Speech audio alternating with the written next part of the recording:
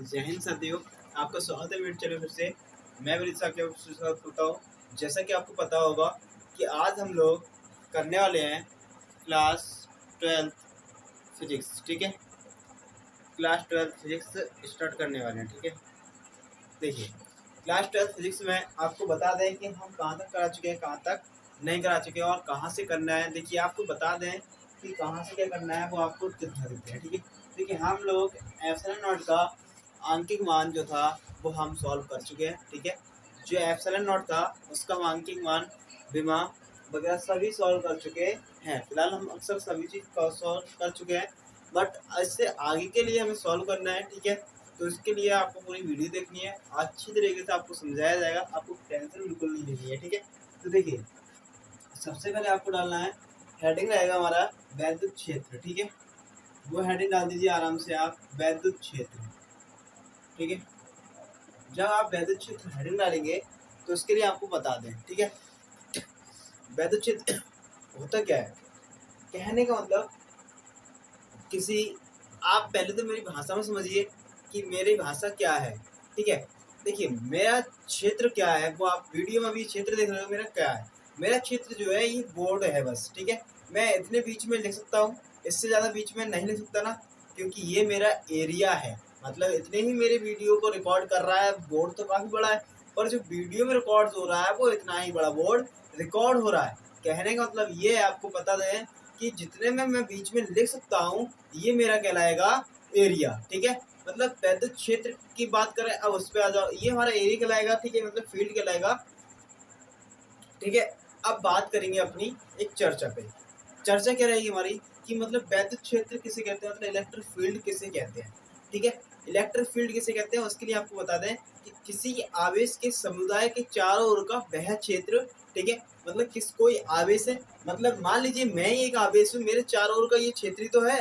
ठीक है, मेरे चारों ओर का वह क्षेत्र, मतलब कहने का मतलब किसी आवेश के समुदाय के चारों ओर का वह क्षेत्र। पहले लिखिए आप आराम से, मैं इसके बाद समझाने के मैं चला जाता हूँ, पता नहीं चलता कि कहाँ है। तो देखो, किसी आवेश के समुदाय के चारों ओर का वह क्षेत्र, समुदाय के चारों ओर का, लिखो जल्दी से, समुदाय के चारों ओर का वह क्षेत्र जिसमें अन्य आवेश को, जिसमें अन्य आवेश को लाने में, अन्य आवेश को लाने में प्रतिकर्षण, प्रतिकर्षण या आकर्षण बल कार्य करता है, क्या कहलाता है, वैद्युत क्षेत्र कहलाता है। ठीक है, चलिए अब मेरे टॉपिक पर आ जाइए कि मैं समझाना आपको क्या चाह रहा था, क्या नहीं चाहता। बात करें मेरे ही आवेश से। ठीक है, मैं आवेश मतलब मेनली मान लीजिए, और ये मैं समुदाय के चारों ओर क्षेत्र है। तो कह रहा है कि क्षेत्र में कोई अन्य पार्टी आने को कह रहा है। ठीक है, तो मान लीजिए मार्कर से हम, ये अन्य पार्टी है, मार्कर से हम लिखना। ठीक है, मार्कर से आप लोग लिखना मान लो, तो अन्य पार्टी मार्कर है हमारा। ठीक है, तो मार्कर जो रहेगा हमारा क्या रहेगा, अन्य पार्टी रहेगा। तो मतलब मार्कर से हम जो लिखेंगे प्रतिकर्षण या आकर्षण जो भी लिखा जाएगा, यहाँ पर बल लगेगा, कार्य करेगा, और यहाँ तो हमारा घर्षण लगेगा कि खींचना है। ठीक है, पर यहाँ पर जो भी बल लगे वो उससे हमें मतलब नहीं है, मतलब कहने का मतलब आपको समझाया जा रहा है। ठीक है, तो आकर्षण है, प्रतिकर्षण बल कार्य करता है, उसके लिए हम लोग क्या कहते हैं, वैद्युत क्षेत्र कहते हैं। बताइए कोई दिक्कत, कोई दिक्कत तो मेरे लिए आप लोग बता सकते हैं। ठीक है, बता सकते हैं आप लोग। और इतना ध्यान रखना, वैद्युत क्षेत्र कोई ऐसे नहीं दिखा सकते हम लोग, ऐसा नहीं आपको वैद्युत क्षेत्र हम डायरेक्ट दिखा दें। वैद्युत क्षेत्र दिखाने के लिए हमें वैद्युत बल रेखाओं की जरूरत पड़ेगी। तो आपको वैद्युत बल रेखाओं की हम डेफिनेशन दिखाएंगे, उसके बाद हम आपको समझाएंगे। ठीक है ना, देखिए डाल लीजिए हेडिंग, इसके बाद वैद्युत बल रेखाएं। ठीक है, वैद्युत बल रेखाएं। अब वैद्युत बल रेखाएं हेडिंग डालने के बाद आगे लिखेंगे वैद्युत बल रेखा, हेडिंग डाल लीजिए आप लोग आराम से। ठीक है, वैद्युत बल रेखाएं हेडिंग डालने के बाद आपका क्या रहेगा वो आपको हम बता रहे हैं। ठीक है, तो देखिए वैद्युत बल, लिखो वैद्युत बल रेखा, वैद्युत बल रेखा वैद्युत क्षेत्र में वैद्युत बल रेखा वैद्युत क्षेत्र में खींचा गया वैद्युत क्षेत्र में खींचा गया वह काल्पनिक एवं निष्कोण वक्र, ठीक है, निष्कोण वक्र खींचा गया वह काल्पनिक एवं निष्कोण वक्र जो उस स्थान पर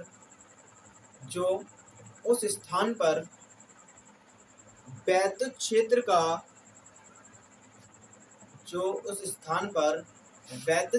का अविरल प्रदर्शन करते रहे, मतलब करता है, ठीक है, या करती है, ठीक है, अविरल प्रदर्शन करता है, ठीक है। अब इसका मतलब मेरा आप समझ लीजिए, वैद्युत बल रेखाएं जो होती हैं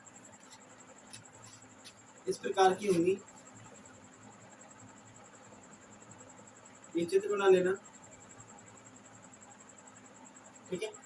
ये वाली जो है धनावेश की विद्युत बल रेखा है, ठीक है। पहले मेरी बात को समझ लीजिए, क्या डेफिनेशन मैंने लिखाया वो सही है या गलत है।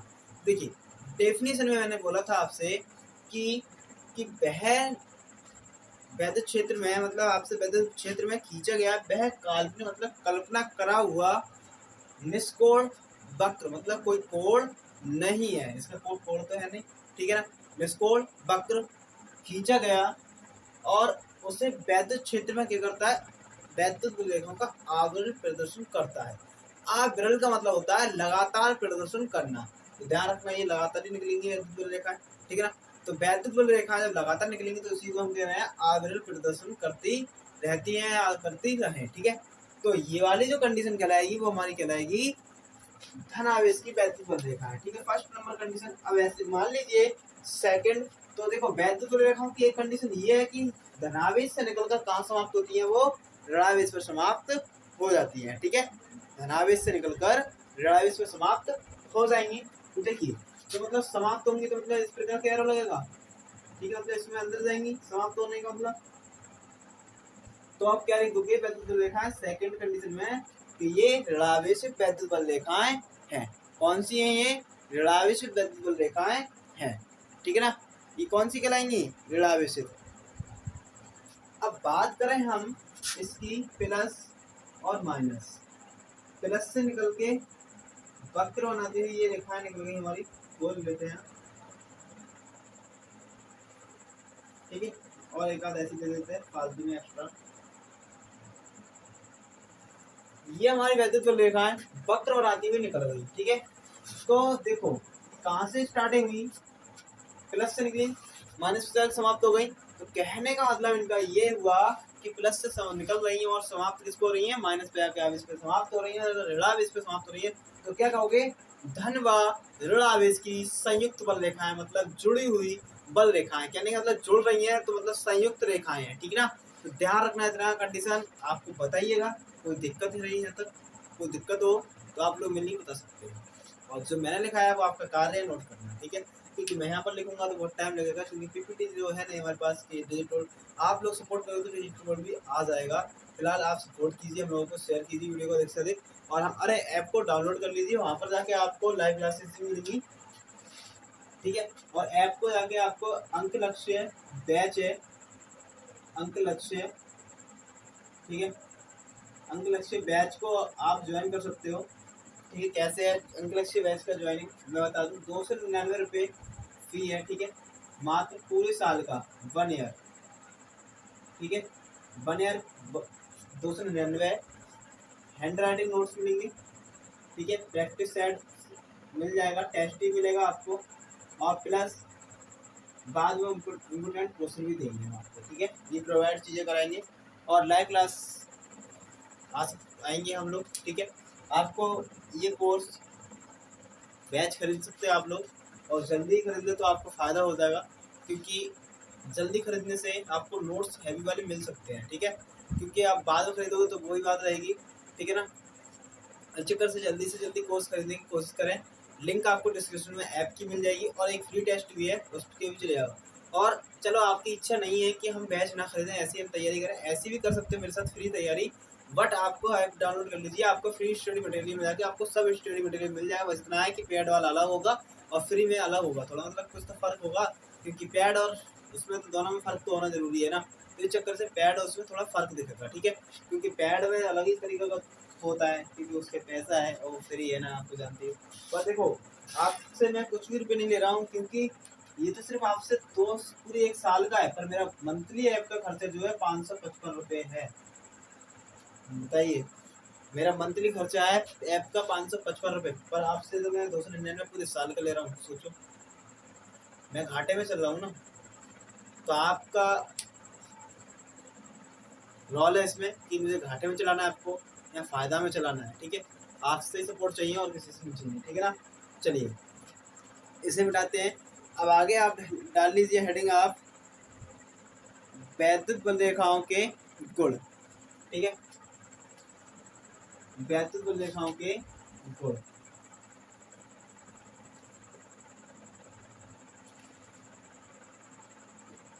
वैद्युत बल रेखाओं के गुण। देखिए, वैद्युत बल रेखाओं के गुण तो आप आराम से कर सकते हो। कैसे? सीधे सीधे आप कंडीशन लगा सकते हो यहाँ पर कि वैद्युत बल रेखाओं के गुण, मतलब सबसे पहले कहोगे कि वैद्युत बल रेखाएं धनावेश से निकलकर ऋणावेश पर जाके समाप्त हो जाती है, ठीक है। तो क्या कहोगे, वैद्युत बल रेखाएं वक्र बनाती हुई ऋणावेश से धनावेश से निकलकर ऋणावेश पर जाकर समाप्त हो जाती है, ये आप सबसे पहले कहोगे, ठीक है। अब सेम ये आप लिख लो आराम से, कंडीशन नंबर 1। अब सेकंड कंडीशन क्या रहेगी, ठीक है, उसके लिए बता दें। लिखो, सेकंड लिखो, दो वैद्युत बल रेखाएं कभी भी एक दूसरे को दो वैद्युत बल रेखाएं कभी भी एक दूसरे को नहीं काटेंगी, ठीक है, नहीं काटेंगी या नहीं काट सकती। यदि वे काटेंगी तो कटान बिंदु पर दो स्पर्श रेखाएं होंगी, ठीक है, दो स्पर्श रेखाएं होंगी, जो कि असंभव है, ठीक है, जो कि असंभव है, ठीक है, ध्यान रखना, जो कि क्या है, असंभव है। अब आपसे बात करी जाए कि इसमें आपसे बात की दो स्पर्श रेखाएं डिनोटेड करेंगे, मतलब दिखाएंगी या दर्शाएंगी, कहने का मतलब दिशा की बात कर रहा है, मतलब दो स्पर्श रेखाएं, तो मतलब जब दो स्पर्श रेखाएं बात करेंगे आपसे हम, तो एक रेखा ये है तो एक ये होगी, मतलब जो काटेंगी तो दो दिशाएं भी तो डिनोटेड करेंगी वो, ठीक है, क्या करेंगी, दो दिशाएं भी डिनोटेड करेंगी। उसी को हम लोग कह रहे हैं कि दो स्पर्श रेखाएं दर्शाएंगी, ठीक है। तो मतलब वो ऐसा असंभव है, कहने मतलब जो कि क्या है, असंभव है, ठीक है।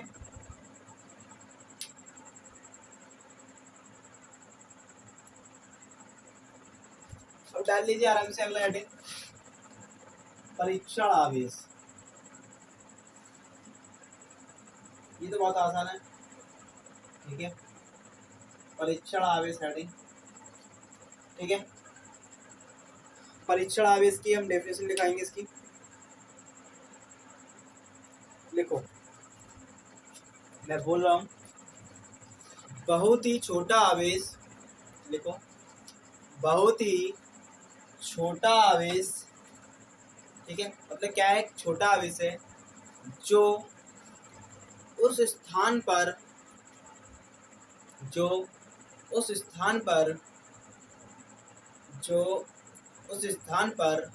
वैद्युत क्षेत्र को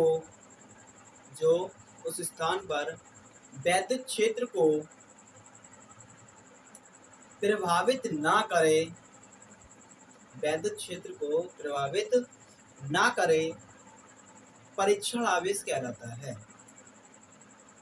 ठीक है, परीक्षण आवेश कहलाता है।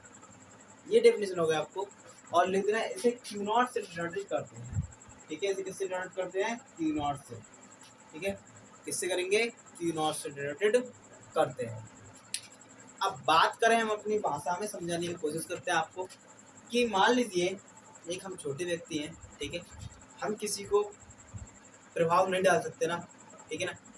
तो कहने का मतलब ये है कि हम बड़े बड़े यूट्यूबरों को कोई प्रभाव नहीं डाल सकते। तो कहने का मतलब इनका ये है कि बहुत ही छोटा व्यक्ति किसी को मतलब उस एरिया में उस व्यक्ति को कोई मतलब एक व्यक्ति है उसको हम प्रभावित ना कर सकें, उसी को हम लोग क्या कहते हैं, परीक्षण आवेश कहते हैं, मतलब मरा गया इंसान कहते हैं, ठीक है ना।